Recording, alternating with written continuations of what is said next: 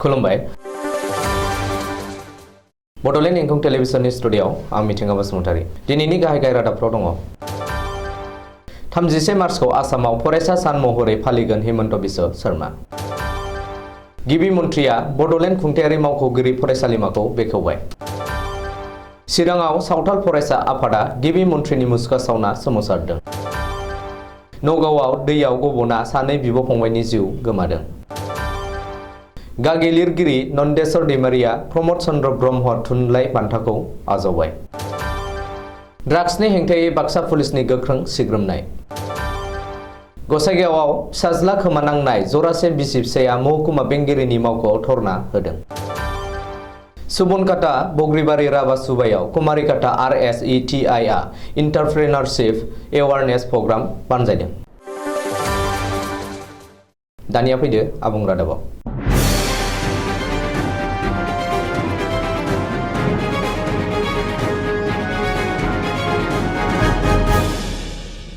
एबसुनि गुबुन मोनसे दाबिया सुफुंजाबाय बर' हारिनि थाखाय मोनसे मोजां खौरां फोसावदों गिबि मन्थ्रि डक्टर हिमन्त बिश्व शर्माया 31 मार्च बड'फा उपेन्द्र नाथ ब्रह्मनि जोनोम सानखौ आसामाव फरायसा सान महरै फालिगोन बड'फानि जोनोम सान 31 मार्चखौ फरायसा सान महरै फालिगोन होननानै गिबि मन्थ्रि डक्टर हिमन्त बिश्व शर्माया दिनै बड'फानि मांखरसालिनिफ्राय फोसावदों मख'नो गोनांदि क'क्राझाराव खुंनाय आसाम सोरखारनि केबिनेट जथुमनि थाखाय क'क्राझाराव फैनाय गिबि मन्थ्रि डक्टर हिमन्त बिश्व शर्माया दिनै फुङाव केबिनेट जथुमनि सिगां दतमा थुलुंगाफुरियाव बड'फानि मांखरसालियाव दावबायो आरो बड'फानि मुसुखायाव बिबार बावनानै बड'फानि जोनोम सानखौ फरायसा सान महरै फालिगोन होननानै फोसावदों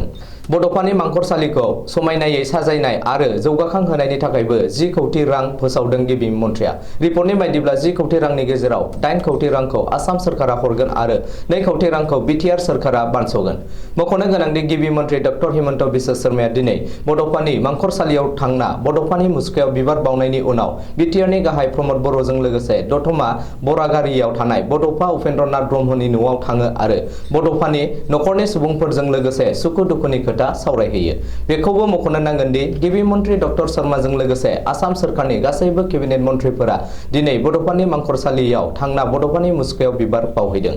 आरो बे हाबाफारिखौ मदद खालामदों बिटिआर सोरखार आरो एबसुआ ओरैहाय बड'फा उपेन्द्र नाथ ब्रह्मनि जोनोम सान 31 मार्च खालारखौ फरायसा सान महरै फोसावनायखौ एबसुनि बारग' आफादगिरि आरो आसाम सोरखारनि केबिनेट मन्थ्रि उरखाव गोरा ब्रह्मआ बरायदों आरो गिबि मन्थ्रि डक्टर हिमन्त बिश्व शर्माखौ साबायखर होदों बबेखानि गिबि मन्थ्रिनि बे बिथांखिखौ बरायदों नाथाय बड'फानि जोनोम साननि मुङाव फरायसालिफोरा बन्द जानाङा बड'फाया गावनो बन्दखौ हेंथा खालामदोंमोन होननानै मन्थ्रि उरखाव गोरा ब्रह्मआ बुंदों बड'लेण्ड एडमिनिस्ट्रेटिभ स्टाफ कलेज एबा बड'लेण्ड खुंथायारि मावख'गिरि फरायसालिमाखौ गिबि मन्थ्रि डक्टर हिमन्त बिश्व शर्माया दिनै बेखेवना होबाय क'क्राझाराव खुंनाय आसाम सोरखारनि केबिनेट जथुमाव बाहागो लानो फैनाय गिबि मन्थ्रि डक्टर हिमन्त बिश्व शर्माया दिनै क'क्राझार नोगोरनि सोनाबहा गौरां दैसा सेराव थानाय बड'फा कालचारेल कमप्लेक्सआव गोदानै बानायनाय बड'लेण्ड खुंथायारि मावख'गिरि फरायसालिमाखौ फिथा हास'नानै बेखेवना होबाय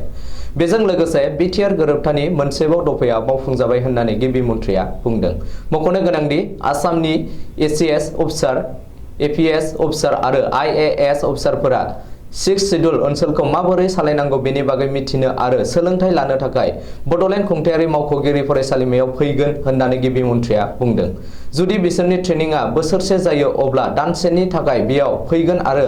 6 शिड्युल ओनसोलनि सायाव बे फरायसालिमानिफ्रायनो गियान लाफैगोन बेनि अनगायैबो बिटिआरआव जायफोर अफिसारफोरा पस्टिं जागोन बिसोरनि थाखायबो बड'लेण्ड खुंथायारि मावख'गिरि फरायसालिमाया गोनांथार बिफाव लागोन 6 शिड्युल ओनसोलनि आयेन आब्रुथि आरो ट्राइबेल बेल्ट एन्ड ब्लकनि बागै गेबेङै गियान लानो थाखाय आसाम सोरखारा साफ्रोमबो ACS APS IAS IPS आरो रेभिनिउ अफिसारफोरखौ ट्रेनिंनि समाव बड'लेण्ड खुंथायारि मावख'गिरि फरायसालिमायाव दैथायहरगोन होननानै गिबि मन्थ्रि डक्टर हिमन्त बिश्व शर्माया खौरांगिरिफोरजों मोगा-मोगियाव फोरमायदों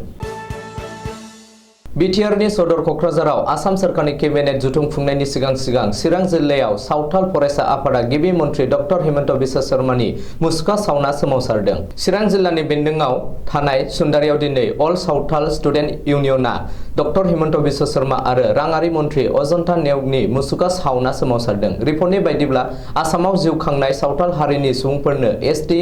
मानदान्दा होनाय दाबि आरो आसाम सोरखारा सावथाल हारिनि थामोनथाखौ फोजोबस्रांना सावथाल हारिखौ फरायसालिखौ साहा बागाननि हारिजों लोगोसे सरजाबनो थांखि लानायखौ गोख्रों हेंथा खालामना सावथाल फरायसा आफादा दिनै चिरां जिल्लानि सुन्दारियाव सोमावसारनाय हाबाफारिखौ बानजायदों आरो गिबि मन्थ्रि डक्टर हिमन्त बिश्व शर्माजों लोगोसे राङारि मन्थ्रि अजन्ता नेउगनि मुसुखा सावदों।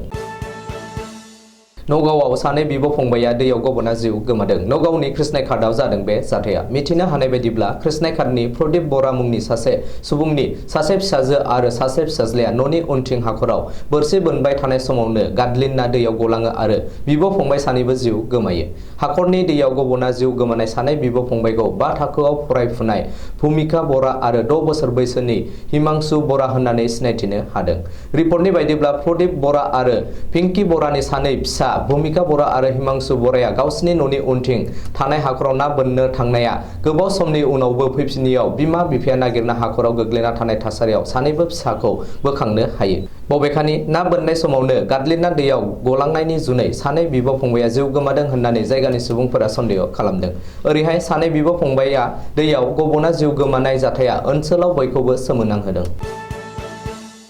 बिटिसि सोरखारनि सोलोंथाइ बिफानजों होजानाय प्रमद चन्द्र ब्रह्म थुनलाइ बान्थाखौ गागि लिरगिरि आरो सोलोंथाइगिरि नन्देस्वर दैमारिया समबारखालि आजावबाय। हादोरनि 61थि फोरोंगिरि सानाव चिरां जिल्लानि धालिगावआव थानाय बियारफिल्ड टाउनशिपनि आरसीसी नब्लाङाव बिटिसि सोरखारा खुंनाय फोरोंगिरि साननि गोथार बुब्लियाव आसाम सोरखारनि केबिनेट मन्थ्रि जयन्त मल्ल बरुवा आरो बिटिसिनि सीएम प्रमद बर'नि आखाइनिफ्राय बे माननि थुनलाइ बान्थाखौ नन्देस्वर दैमारिया आजावदों। मख'नो गोनांदि गागि लिरगिरि नन्देस्वर दैमारिया सिगाङाव 2018 मायथाइयाव बर' रेबग्रा जथुमनिफ्राय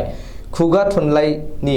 अजा सुकुमार बसुमतारी थुनलाइयारि बान्था आरो बर' थुनलाइ आफादनिफ्राय 1994-95 मायथाइयाव समेश्वरी ब्रह्म थुनलाइ बान्था मोनखांबायमोन। आथिखालाव गागि लिरगिरि आरो सोलोंथाइगिरि नन्देस्वर दैमारिया थामथि खेबनि थाखाय बिटिसि सोलोंथाइ बिफाननिफ्राय प्रमद चन्द्र ब्रह्म थुनलाइ बान्थाखौ मोननो हादों। बर' रेबग्रा जथुमा नन्देस्वर दैमारिनि बे गाहाम खौरांखौ मोननानै जोबोर गोजोननाय मोनदों आरो गोरबोनि हामलायनाय बावहरबाय होननानै गाहाय नेहाथारि आनन्दराम औवारिया फोरमायहरदों। गेदेमा लिरगिरि मानगोनां नन्देस्वर दैमारि बिथाङा उन समाव आरोबाव बर' राव थुनलाइ सुजुनानै बर' राव थुनलाइनि बाख्रिखौ बांसिनै गोख्रों खालामनो हाथों होननानै बर' रेबग्रा जथुमनिफ्राय गोथौ मिजिं थिबाय होननानै आनन्दराम औवारिया बुंबावदों। मख'नो गोनांदि प्रमद चन्द्र ब्रह्म थुनलाइ बान्थायाव नोगोद 2 लाख रां आरो मोनसे मेमेन्ट होनाय जायो। गोबां बिबांनि ड्राग्स आरो नोगोद रांजों लोगोसे सासे ड्राग्स फालांगिखौ हमनो हादों बाक्सा पुलिसआ। बाक्सा खावरपारानिफ्राय शफिकुल इस्लाम मुंनि ड्राग्स फालांगिखौ हमदों। गबरधना पुलिसनि मोनसे अपारेशनाव ड्राग्सजों लोगोसे सासे ड्राग्स फालांगिया हमजादों। ड्राग्स फालांगिरिनिफ्राय 55.5 ग्राम ड्राग्स, 2,84,750 नोगोद रां, 380 था ड्राग्स खालि कार्टिज, गंब्रै मबाइल फन आरो माखासे बेसेन गोसा डकुमेन्टफोर मोननाय जादों होननानै सालबारि महकुमानि एसडिपिअ समिरन बैष्णवआ फोरमायदों। ड्राग्स फालांगि शफिकुल इस्लामआ खावरपारानि गावसानिनो न'नि जिगाबनि फुन्जियाव दोनखोमादोंमोन ड्राग्सजों लोगोसे नोगोद रांखौ। हमनानै मोननाय ड्राग्सआ 10 निफ्राय 12 लाखसो रांनि जागोन होनना बुंदों। मख'नो गोनांदि थांनाय फेब्रुवारि दानाव शफिकुल इस्लामखौ ड्राग्सजों लोगोसे हमनानै जेलसिम दैथायहरदोंमोन बाक्सा पुलिसआ। 3 दान जेलाव थानाय शफिकुलआ जेलनिफ्राय बेल मोननानै जेलनिफ्राय ओंखारबोनानै फिन आरोबाव ड्राग्सनि फालांगि मावफिनो। दायो ड्राग्सनि हेंथायै गोख्रै सिग्रोमनो आखायाव लादों बाक्सा पुलिसआ। क'क्राझार जिल्लानि गसाइगाव महकुमा गुवाबारि गामिनि जरासे बिसि फिसाया गावसोरनि असे फिसाज्लाखौ खोमानांनायनि दाहा दिखारजों गसाइगाव महकुमा बेंगिरिनि मावख'आव धरना होदों। जोंनि गथ'खौ जोंनो नांफिनगौ, जोंनो न्याय नांगौ, जोंनो थार बिजिरनाय नांगौ होननानै धरना होदों। मख'नो गोनांदि 1 नं गुवाबारि गामिनि शहीदुल आली आरो नाजमा खातुननि नैथि फिसाज्ला 3 बोसोर बैसोनि नुर आलीखौ बरपेटा सेसन कर्टआ बिसोरनि फिसाज्ला नङा होननानै हावलिनि मोनसे नखराव हरफिनहोदोंमोन। नाथाय गावसोरनि जेबो DNA टेस्ट खालामाजासेनो बिजिरसालिनि बे बिजिरनाया गोरोन्थि जादों होननानै शहीदुल आली आरो नाजमा खातुनमोनहा दाबि खालामदों। गोनां जायोब्ला हावलियाव थांनानै बै नखरावबो धरना हैगोन होननानै खौरांगिरिफोरनि सिगाङाव फोरमायबावदों शहीदुल इस्लामआ। आथिखालाव सुबुं अनजिमाया सानफा एफा बांनायनि सायाव बांलांगासिनो थानायनि जाहोनाव गोबां लेखा गोरों लाइमोन एबा सुबुंफोरा दिनैनि समाव सोरखारि साख्रि मोननांगौआ गोब्राब जाबोनायखौ नुनो मोनदों। नाथाय दिनैनि समाव सोरखारि साख्रिखौ नेबाय थायालासै गोबां लाइमोन एबा सुबुंफोरा आबाद बिथिंखौ सायख'ना खामानि मावनानैबो गावखौनो गसंथानो हानायखौ नुनो मोनदों। बाक्सा जिल्ला सुबनखाता ओनसोलनि बग्रिबारि राबासुब्बायाव SBI RSETI आ गावनि आथिङाव गावनो माबोरै थांनानै थानो हायो एबा गसंनो मावफुंनो हायो बेनि सायाव मोनसे फोरोंथाय होनायजों लोगोसे सावराय जुथुमो। बे सावरायनाय जुथुमनायाव कुमारिघाटा रुरेल सेल्फ एमप्लयमेन्टनि डाइरेक्टर रबिराम बर'आ सोलोंसाफोरनि गेजेराव सोरखारनि साख्रिखौ नेबाय थायालासे बायदि आबाद जेरै अमा, बोरमा, हांसो, दाउ, मोसौ बायदिखौ जायखिजाया मोनसे सायख'नानै गोनोखो आदबजों फार्म मावनानैबो सोरखारि साख्रि मावालासेबो गावखौनो सुंथानो हानायनि सायाव फोरोंथाय होनायजों लोगोसे गुवारै सावरायलायो। दिनैनि रादाबा एसेनोसै। गोजोन्थों।